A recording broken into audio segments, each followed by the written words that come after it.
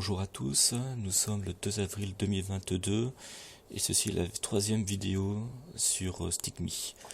Alors dans cette vidéo nous allons comprendre comment fonctionne le script Python pour compiler le code source de StickMe.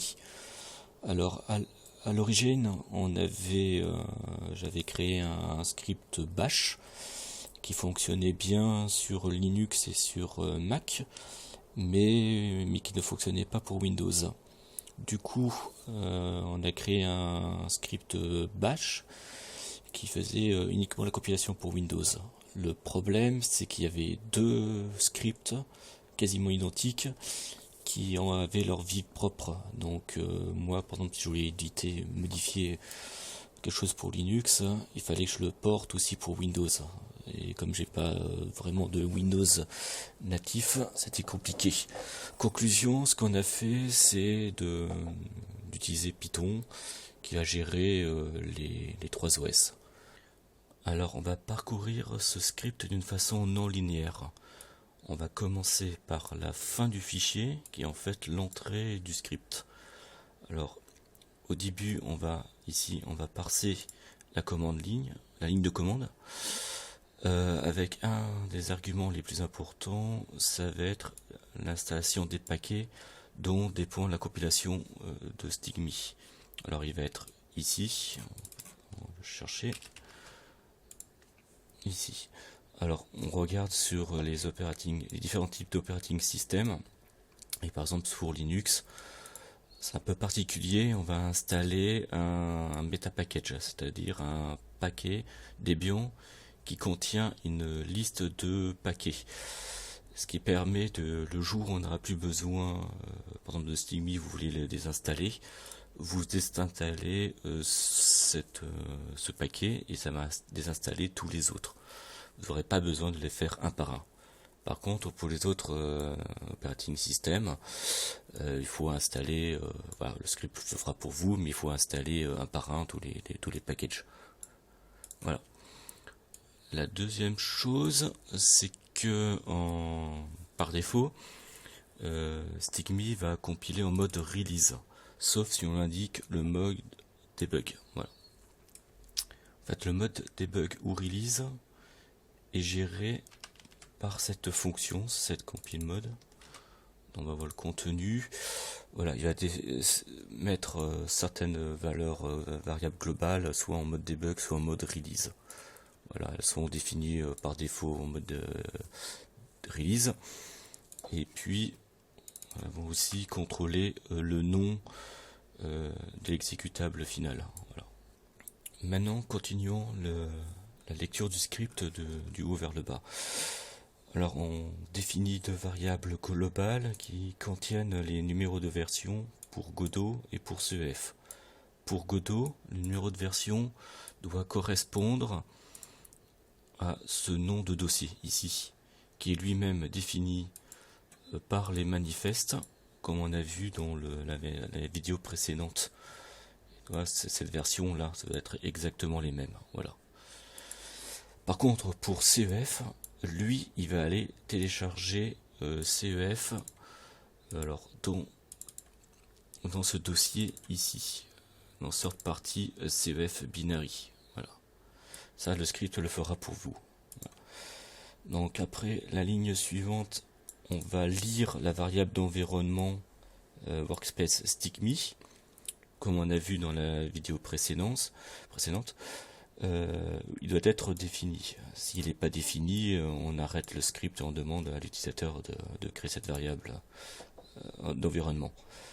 Alors ensuite, ces lignes-là vont permettre de vérifier, de setter les dossiers du projet. Tous ces dossiers-là, par exemple, on va les définir. Ça, alors, on l'a vu, on a vu ça. On va commencer par créer le workspace. Si on exécute ce script en dehors d'un téléchargement, voilà. Grâce à cette variable d'environnement, on peut installer StickMe ailleurs. Voilà. Donc si on l'installe, il va créer automatiquement le dossier et puis appeler le repo pour télécharger tous les repositories GitHub. Voilà. Puis après, il va vérifier avant si tous les dossiers existent ou pas. Voilà. Une fois qu'on a ça, avant de lancer la compilation, on va s'assurer que ce dossier qui est présent ici, build, on va le supprimer et le recréer. Alors ce dossier build, il va contenir tous les artefacts de CEF, les librairies dynamiques, etc.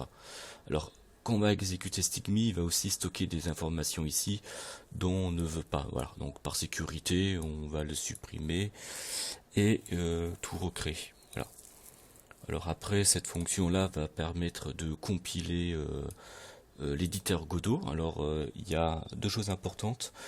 C'est que si on est en mode on tourne en GitHub Action par exemple, ou dans les Docker, on va peut-être pas installer le même éditeur Godot. C'est-à-dire on va faire un mode headless ou serveur, c'est-à-dire son graphique, alors que si on veut vraiment un environnement normal, on va vouloir installer un véritable éditeur Godot. Voilà. Donc ça c'est l'option, il va détecter si on est en mode on compile Stigmi depuis un GitHub Action. Voilà. Alors une fois que c'est compilé, on a aussi besoin, enfin Godot, pour exporter Stigmi, il a besoin de ce qu'on appelle des templates. Alors ces templates, ils vont s'installer dans ce dossier ici. Voilà, il va contenir des exécutables qui sont nécessaires à l'exportation de projets Godot. Voilà. Donc on fait un peu de parsing pour savoir la version, parce que des fois ici on voit que c'est un point et que là c'est un underscore. Voilà, donc ça il faut faire un peu de parsing et on va télécharger tout ça au bon endroit. Et selon aussi les operating systems à des endroits différents. Alors on va aussi compiler l'API C++ Godot qui va permettre de créer les modules, par exemple CEF, Stickmark. Alors ça c'est compilé ici dans Godot, ça ici ce dossier là, ça permet de le compiler. Et alors on va passer aussi à l'installation de CEF. Alors là pour l'instant on va d'abord le télécharger grâce à cette fonction là et à la variable globale qu'on avait vu tout à l'heure, avec la variable qui contient le numéro de version. On va le télécharger. Alors, il va être téléchargé comme on l'a vu chez Native, Browser CEF. Et on va vérifier d'abord dans le fichier README, on va lire son numéro de version. Ici, on va le comparer. On va le comparer. S'il n'existe pas ou s'il n'est pas bon, c'est-à-dire qu'il faut installer la version. Et s'il est différent, on va supprimer le dossier et dissiper un autre. Alors l'inconvénient aussi de CEF, c'est que dans l'URL, ils ont des plus qu'il faut convertir dans le bon format, voilà, en %2b, etc. Donc on fait encore un peu de parsing. Et puis on va lancer le téléchargement de la tarball. Et on va aussi télécharger son SHA-1, le fichier SHA-1, qui va permettre de vérifier qu'on a bien téléchargé les choses. Et après on va pouvoir le dézipper. Une fois qu'on a dézippé, on doit avoir ce dossier CEF binary. Alors ce qu'on va faire dans cette fonction ici, c'est qu'on va le compiler. Alors ça dépend un peu des operating systems. Sur Windows, on va commencer par patcher un fichier, voilà, et puis on va compiler avec le CMake via cette commande ligne, mais qui est un peu différente par rapport à Linux et par rapport à Mac, où on va la commande à taper est un peu différente, voilà. Et pour Mac ou Linux, on va vérifier d'abord si on a Ninja, on va l'utiliser, ou si on n'a pas, on va utiliser le GNU Makefile. Voilà. Une fois que ça s'est installé, on va installer les librairies de CEF et les artefacts dans le dossier dans StickMe, dans ce fichier dossier build. Voilà, ici, tout ça. Alors tout ça c'est fait par cette fonction ici, et qui selon les operating systems on va copier différentes choses. Voilà. Une fois que CEF est installé, on peut installer, on va compiler alors le module Godot CEF. Alors c'est une fonction à peu près équivalente, alors que c'est StickMark, CEF ou IPFS. On va utiliser une fonction commune qui va lancer sconce, qui est un espèce de makefile pour Python, et qui est plutôt pas mal, hein, je trouve. Et qui voilà, donc voilà, ces trois fonctions sont plus ou moins communes. Et sachant que CEF aussi a deux parties en fait, alors on peut le voir ici, c'est qu'il a, il y a deux dossiers en fait qui sont ici et celui-là, voilà. StickMark était là et IPFS est ici dans le dossier Godot GD natif. Voilà. Voilà, pour résumer, on peut dire, voilà, dans le bon ordre, on va vérifier, on va mettre soit en mode release, soit en mode debug. On va recréer le workspace s'il n'est pas présent. On va vérifier la version de ces makes nécessaire pour compiler CEF. Pour Windows, on va vérifier que le compilateur GCC est présent. On va supprimer et recréer le dossier dir, enfin build. On va compiler le Godot, l'API C++. On va télécharger CEF s'il n'est pas présent. On va le compiler. On va compiler les modules natifs Godot pour CEF et le module natif Godot pour StickMark. Et on va compiler l'éditeur Godot. Installer, s'ils ne sont pas présents, les templates pour Godot pour exporter StickMe.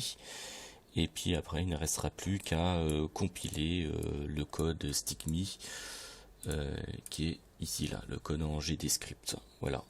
Et une fois que c'est fait, on peut, ça va créer par exemple un dossier StickMe Linux, une tarball, voilà, avec son SHA-1. Et la fonction deploy va permettre de faire via le secure FTP de le transférer vers notre serveur. Voilà, donc le script il est écrit en Python.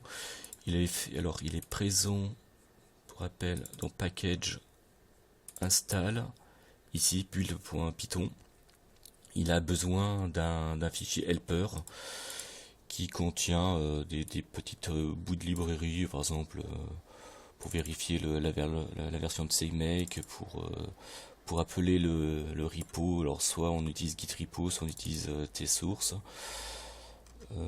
Voilà, on peut pour déployer, voilà, on utilise une librairie pour envoyer par FTP. Et puis après on peut faire des petites librairies comme unzip pour tarer, pour détarer, pour créer le dossier, supprimer le dossier, copier des fichiers, télécharger un fichier. Voilà, ce qui termine la présentation de ce script.